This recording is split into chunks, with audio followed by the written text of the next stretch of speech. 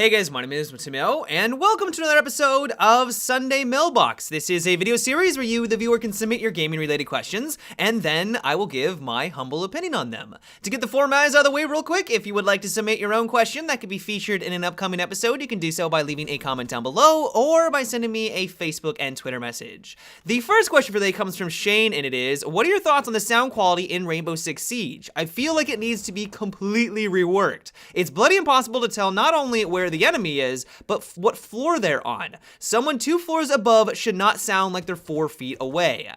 I am right there with you on this one. The directional audio in Rainbow Six Siege could definitely use some improvements. I will say really quickly though, that the overall sound is great in this game. I mean, there are some problems here and there, but I have to give a tip of my hat to Ubisoft for the attention to detail that they have put into their sound assets. There's been situations where I knew an enemy was on a tarp in the right-hand side of a room because I could hear him shuffling around on it. Because the sound was different for someone who was on a tarp compared to the concrete that was only like 2 feet away, I was able to take advantage of that knowledge and secure the kill. It was really cool when I was able to pull that off, and it was simply because of the sound design. Where we start to run into some issues though is with that directional audio. Apparently the way it works in Rainbow Six Siege, and I might be wrong on this one, but according to Ubisoft, is that it will travel, or the sound that you make, the noise, will travel the shortest distance to the enemy player. Now this isn't through walls. So in most first-person shooters, I've kind of created this little illustration here. In most shooters, if you have a good headset and an enemy is directly behind a wall, you're gonna hear his footsteps because the footsteps are gonna go like through the wall itself and indicate exactly where he's located. And so if he's making a lot of noise, it's gonna be very easy for you to track his movement, and as soon as he starts to move away from you or round the corner to try to take a shot on you, you're gonna be able to pump him full of virtual bullets. That's not really the way it works in Rainbow Six Siege. Apparently the sound is going to travel around the walls from the shortest distance and then go into your headphones. And so if you have an enemy that is clearly moving his way on the right side of you, but the distance from you to him is the shortest on the left side, let's say there's an opening, a big opening on your left, it's gonna sound like he's moving on the left. Eventually, at some point, it's gonna sound like he's going from the right, but it's gonna take a while. And so this leads to some very frustrating moments where it's like, where the hell is this guy going? Like, I have absolutely no idea where he's coming from because of this system. And so just in general, I am right there with you that some improvements should be made to this system. Maybe you guys completely disagree with me and think that this is a really cool dynamic because it kind of mirrors real life. You know, in reality, if you're in a gigantic building, sounds are gonna bounce off walls, especially if there's concrete in between you and the other player. Like, that's just the way that real life works. But in a video game and in practice, I find it just more annoying in most situations.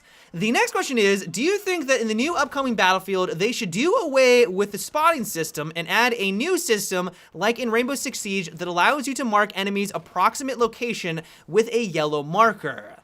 I like where your head is going because I'm really hoping, much like you apparently, that they tone down the amount of spotting that occurs in Battlefield. I understand why DICE added it into the game to begin with. It kind of emphasizes teamwork. It's as if your soldier calls out to everyone, hey, an enemy sniper is on top of this rooftop. You can see him on the minimap. You can see that triangle above his head. Immediately take him out. Like, I understand the teamwork dynamic, but at the end of the day, you're always constantly spotted, and trying to flank around and catch the enemy by surprise can be very difficult because of this system. And so if they did decide to go down the route that you just described, I guess I really wouldn't be all that opposed to it. The only reason why I think it could be a bad thing, though, is that there could be a lot of false spottings. One of the things that was very annoying about Battlefield 2 was that the commander could constantly spot anything on the map. It didn't matter what it was, he could constantly spam to his teammates that there was an enemy boat on a map that had no boats whatsoever.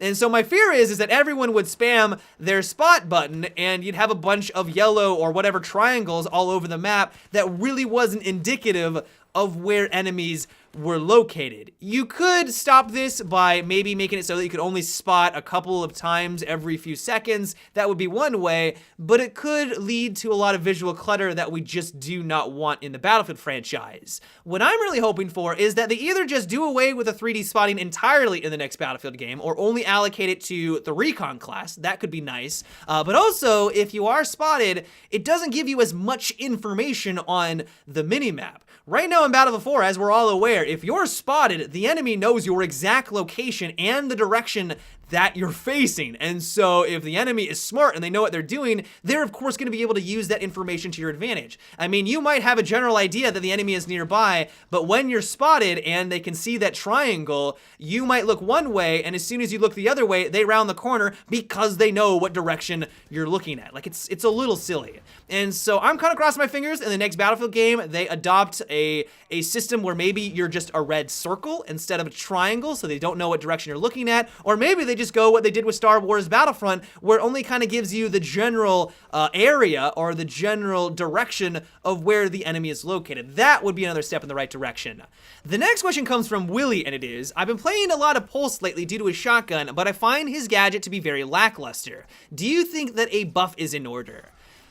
I'm gonna go with a no. I do know where you're coming from, because there are on some maps he just feels completely useless, or his gadget feels completely useless because it just doesn't have the range. You have to remember though that this was a big concern during the alpha. During the early stages of development, when people had access to this game, I mean, I played it during the alpha, the scanner was flat out overpowered. The range on it was disgustingly long. You could pretty much know where the enemy was at all times. Like, if you were communicating with your team, you could relay that information very quickly. Be like, oh yeah, there's 3 guys 2 floors down. The other people are over on this side of the map. Like, it was way too good.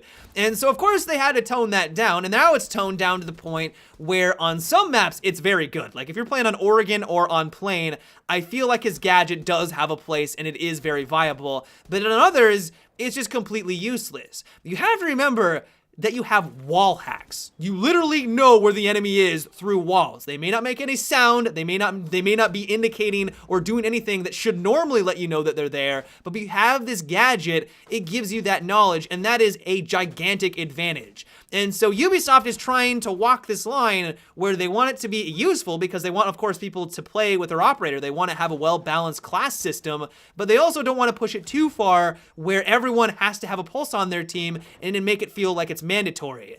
At least for me, I would rather Pulse be slightly underpowered like he is right now instead of blatantly overpowered. And while I know a lot of people have been asking for this, I've got a lot of questions regarding Pulse and increasing the gadget's range, but Ubisoft would definitely need to walk a fine line here, because if they push it too far and they do give him some loving, it might elevate him to the point where he does feel mandatory, and I feel like that is not something that we want for Rainbow Six Siege. But yeah guys, that is about it for today's Sunday Mailbox. I hope you enjoyed.